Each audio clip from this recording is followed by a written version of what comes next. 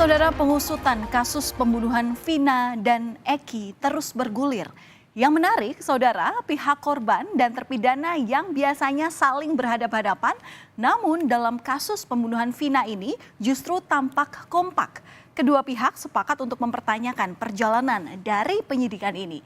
Demikian juga dengan dua pengacara kondang, yakni Hotman Paris Hutapea dan Otto Hasibuan, yang dulu sempat berseteru, kini juga kompak untuk berusaha mengungkap kebenaran kasus pembunuhan Vina dan Eki. Hotman Paris Hutapea kini menjadi kuasa hukum dari keluarga Vina yang menjadi korban dalam pembunuhan 8 tahun silam.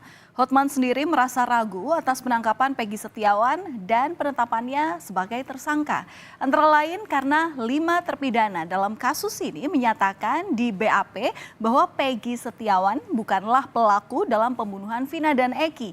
Dan hanya ada 1 yang menyatakan Peggy ini sebagai pelaku. Pihak keluarga Vina yang didampingi oleh Hotman pun meminta polisi untuk tidak terlalu terburu-buru.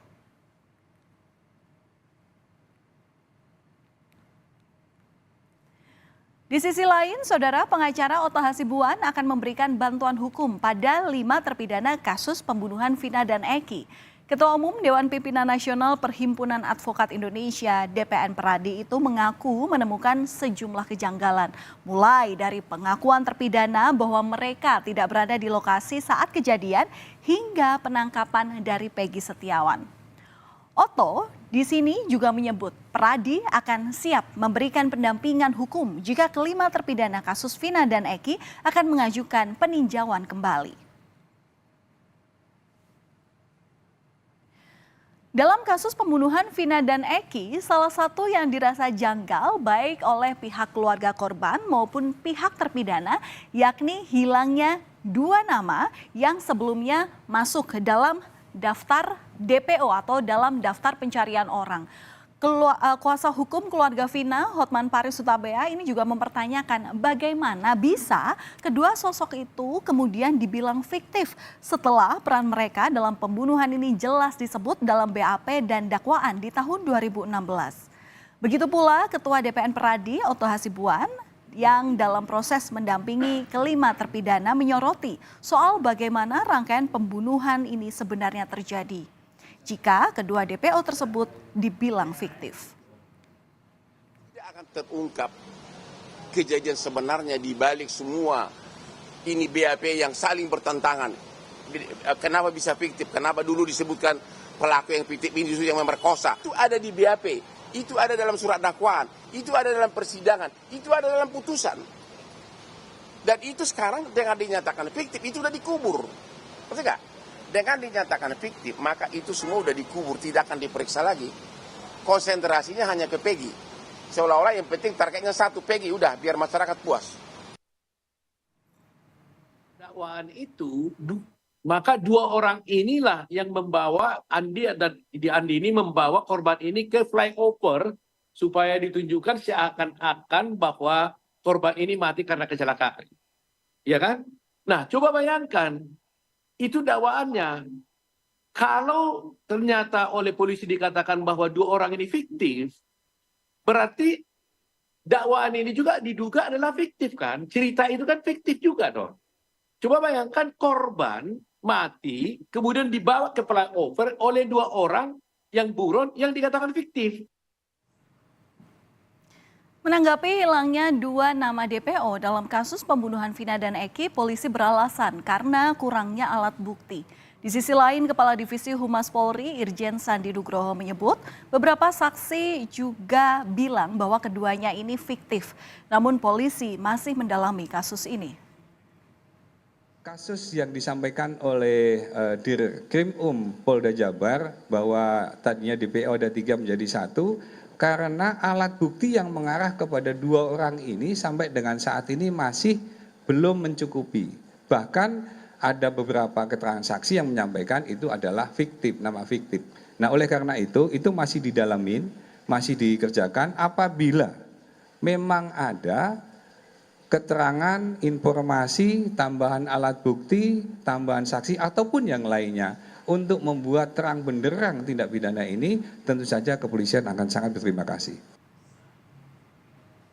Dan kini saudara, ada satu lagi yang tengah menjadi perhatian, yakni sosok seorang ketua RT yang di hari kejadian, tepatnya di tanggal 27 Agustus 2016, rumahnya saat itu disebut sebagai tempat bermalam para terpidana kasus pembunuhan Vina dan Eki. Hal itu disampaikan oleh beberapa saksi yang merupakan teman dari kelima terpidana. Namun para saksi ini mengaku bahwa kesaksian mereka saat itu bertentangan dengan kesaksian yang disampaikan oleh ketua RT yang menyatakan bahwa para saksi dan terpidana tidak menginap di rumahnya saat itu.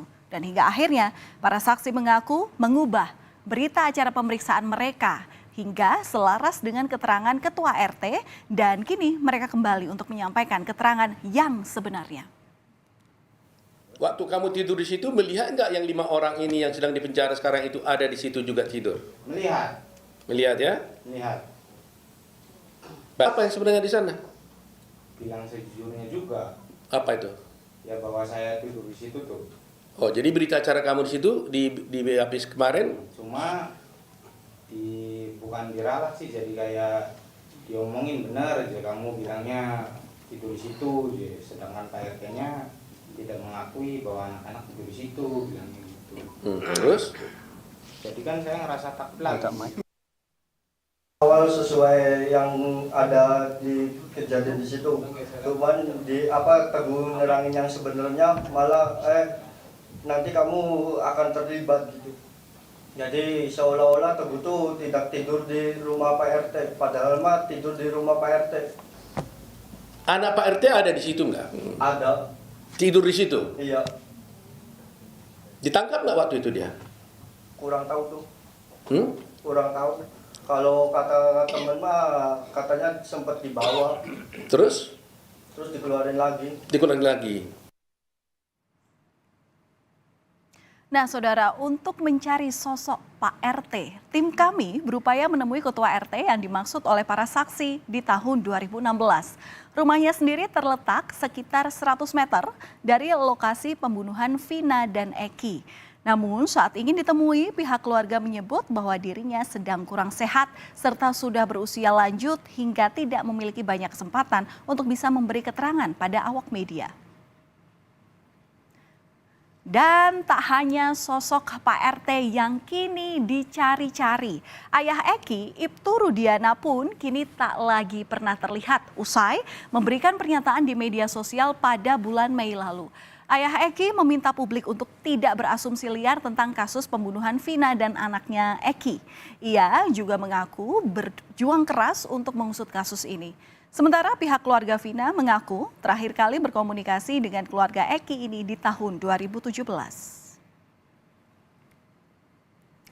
Saudara ayah Eki, Ibtu Rudiana disebut berperan dalam penangkapan para terpidana atas kasus pembunuhan Vina dan Eki. Menurut keterangan kuasa hukum Saka Tatal di tanggal 27 dan 29 Agustus 2016 lalu, Ibtu Rudiana ini melihat kondisi motor Eki dan curiga bahwa anaknya ini tewas karena dibunuh dan bukan karena kecelakaan. Kemudian ia saat itu bertemu dengan 2 saksi, yakni Aep salah satunya yang bercerita telah melihat terduga pelaku yang mengejar Vina dan Eki kala itu. Hingga akhirnya ayah Eki menangkap para terduga pelaku bersama dengan anggotanya.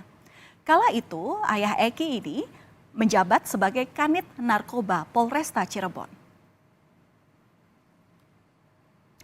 Dan setelah lama ayah Eki atau Ibtu Rudiana ini tak terdengar kabarnya, kuasa hukum keluarga Vina Hotman Paris Hutapea menyebut dirinya ini diminta oleh ayah Eki menjadi kuasa hukumnya.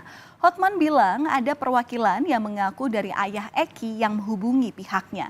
Hotman sendiri mempertanyakan hal ini mengingat di awal kasus ini kembali bergulir, tim kuasa hukumnya yang sempat mencoba untuk menghubungi ayah Eki namun tidak mendapat tanggapan apapun. Hotman kemudian menolak permintaan tersebut dan juga menyampaikan harapannya agar Presiden Joko Widodo bisa segera membentuk tim pencari fakta. Kami dari tim Hotman 911 yang sebagai kuasa hukum dari keluarga Vina berpendapat kasus ini sebaiknya penyidikannya sementara ditunda dulu agar Pak Jokowi membentuk tim pencari fakta yang netral, terutama dari para ahli hukum pidana dari universitas, untuk menyelidiki fakta sebenarnya, dan setelah terkumpul nanti baru diserahkan kepada penyidik untuk dilanjutkan ke kejaksaan dan persidangan. Begitu pelik kasus pembunuhan Vina yang dari hari ke hari semakin menjadi perhatian publik. Terlebih munculnya satu demi satu sosok dengan kesaksiannya masing-masing. Haruskah Presiden Joko Widodo turun tangan dalam kasus ini? Bagi kuasa hukum keluarga Vina, pembentukan tim pencari fakta dinilai sebagai salah satu langkah penting agar kasus pembunuhan Vina dan Eki bisa dituntaskan. Mengingat 8 tahun sudah bergulir, namun pengusutan atas kasus ini tak kunjung usai. Sementara polisi masih terus melakukan pemeriksaan yang kini telah mencapai 68 saksi yang diperiksa. Akhir dari pengungkapan kasus pembunuhan Vina dan Eki pun kini terus ditunggu.